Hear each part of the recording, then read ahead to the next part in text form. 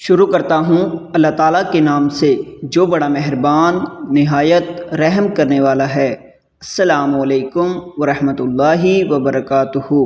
دوستو، اگر آپ حدیث سننا پسند کرتے ہیں تو ہمارے چینل کو سبسکرائب کر لیں اور ہماری ویڈیو کو اپنے دوستوں کے ساتھ لازمی شیئر کریں۔ اللہ تعالیٰ ہمیں ان حدیث پر عمل کرنے کی توفیق عطا فرمائے۔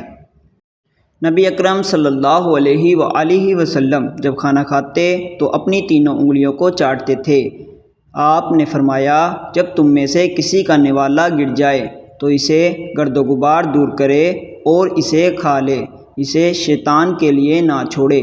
آپ نے ہمیں پلیٹ چاٹنے کا حکم دیا اور فرمایا، تم لوگ نہیں جانتے کہ تمہارے کھانے کے کس حصے میں برکت رکھی ہوئی ہے۔ رسول اللہ صلی اللہ علیہ وآلہ وسلم نے فرمایا، سبحان اللہ والحمد للہ ولا الہ الا اللہ واللہ اکبر پڑھتے رہو۔